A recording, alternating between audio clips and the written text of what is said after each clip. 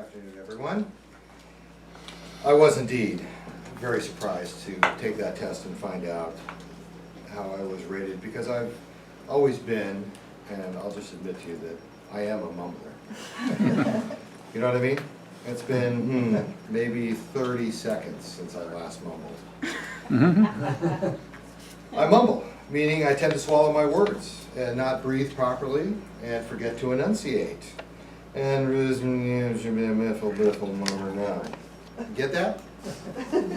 See what I mean? I'm a mumbler. The Oxford English Dictionary says to mumble is to say something indistinctly and quietly, making it difficult for others to hear. I'm not that quiet, but I'm often indistinct. Of course, the word to mumble has a much sexier sound in Spanish. It's to murmurar. But in English, it's just mumbling. It's gotten so bad that my wife went to see an audiologist last month. She always complained I didn't understand it. She can't hear me when I'm barking orders to her on the way out the door to work in the morning about what I need done that day. Or asking her from the next room, apparently in an indistinct voice, where my keys and wallet could have possibly wandered off to. And how come she doesn't know where they are? So the audiologist confirmed it. No, ma'am, your hearing is just fine. It's your husband who is deaf. It's one of the key reasons I joined Toastmasters, really, although really my first thought was that vicious habit when giving a public speech has to go away, or you will not make it in this world. What's left of it for me. And I really learned in Toastmasters that really communication is not just about giving speeches. In fact, day-to-day communication is the far more important item that we all need to learn. As an admitted mumbler, therefore, I found it very strange when Pathways kicked out of the Understanding Your Communication Style Self-Evaluation Form test that my communication style is direct, decisive, competitive, independent, and confident. I thought, or rather I mumbled to myself, really. I knew I wasn't supportive type. There's four types, and I'm not the supportive type, modest, and prefers praise to be given privately. No, I prefer to get my praise publicly. And despite being a financial analyst for a living, I'm not the analytical type. I'm not motivated by certainty and will rarely give an opinion unless asked. That's the opposite of me. I have opinions, and I'm very glad to give you the benefit of my wisdom anytime you ask. There I go mumbling again. I'd like to be seen as the initiating type of communicator. That's fun-loving and gregarious. Who wouldn't want to be that?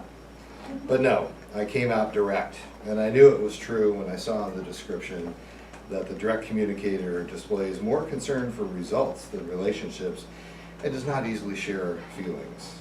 And that sums me up, as anybody who's worked with me or lived with me can tell you. Results are what matter. Let's not waste time chatting about our feelings, for God's sake, shall we? But how can you be a direct mumbler? Isn't that a contradiction in terms?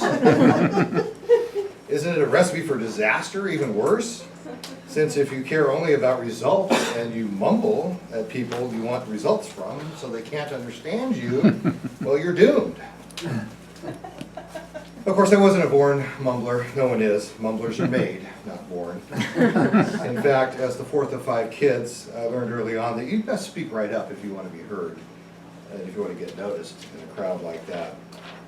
And in fact, initially, I was pretty loud and clearly spoken. In fact, it became a family joke that my very quiet but brilliant younger sister at the far end of the kids' end of the table would say something quietly, and I'd pick it up and then broadcast it towards Dad and the big kids' end of the table and get the laugh for myself, and she always hated me for that. With 3 older siblings going through high school and college, though, 48 years ahead of me, I really got an early training in how to articulate your arguments, certainly. Night after night, I listened while our FDR Democrat dad and our SDS chapter founder, big sister, worked out the issues of the 60s at the dining room table. Smoking cigarettes, chain smoking cigarettes, each of them, and trying to drink each other under the table.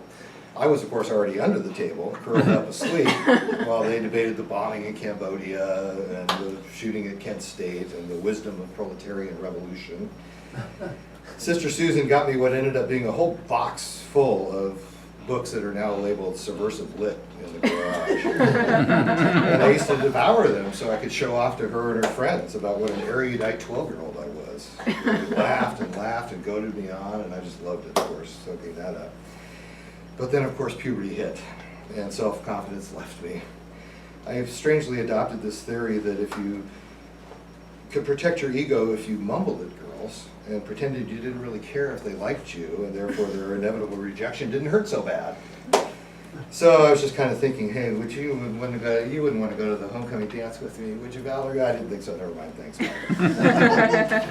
So anyway, I do remember the night the light went on in college, though, where I had been fumbling and mumbling my way through college and carrying on in the same vein, basically boring myself to tears, when one night, probably fortified by some liquid courage and God knows what else, I found myself the life of the party, telling stories and riveting everybody's attention, and I realized, well, what do you expect? If you're bored by what you're saying, what do you expect everybody else to be when they listen to you? So I started to sit up straight, get out of my habitual slump. I took deep breaths so I didn't just let sentences trail off as I've done several times today, but actually finish strong. And I thought through what I was going to say first and practiced the timing a little bit in my head and thought through putting the emphasis on the right syllable. And I looked people in the eye. That turned out to be a big moment. Of course, I still found myself a diagnosed mumbler some 40 years later. But being a Toastmasters, I am starting to realize that the real key is pretty simple, really. It's just mindfulness. Hard to maintain, but very simple.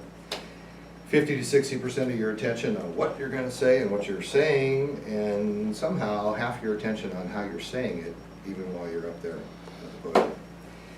So that's how I'm hoping to become a directly communicating non-mumbler with your help. Thanks very much. Most welcome guests, and especially Tom. Tom was giving a speech in his Pathways. It was number 5, and the purpose was to talk about the communication style.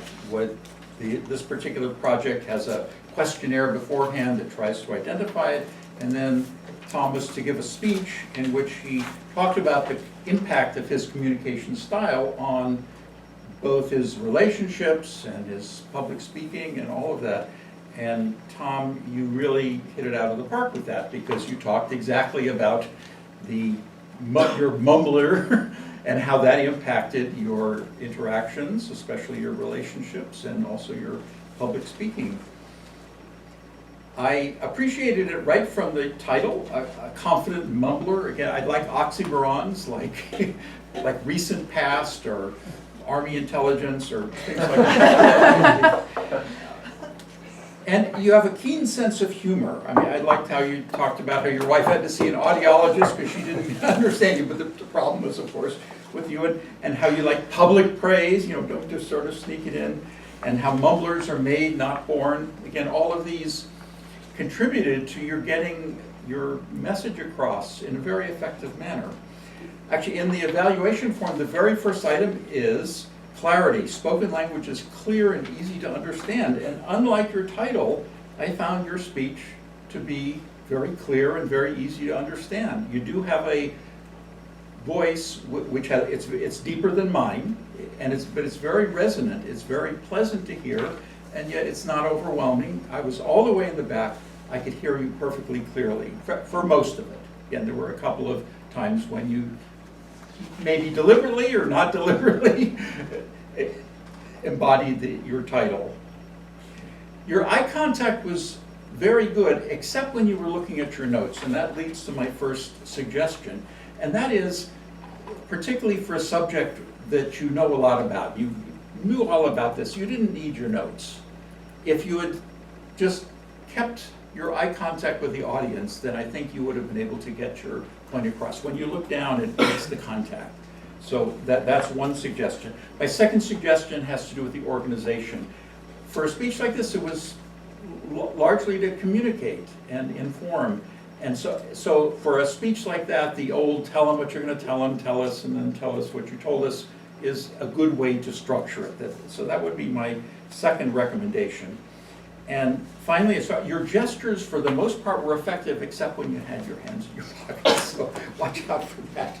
But overall, what my biggest takeaway was how you talked about being mindful. Again, I'm trying to be mindful right now because I'm the one speaking, and how mindfulness is what helps overcome the vocal issues that can get in the way of communication. But overall, your voice was actually quite good and projected very well, and I look forward to many more speeches from you.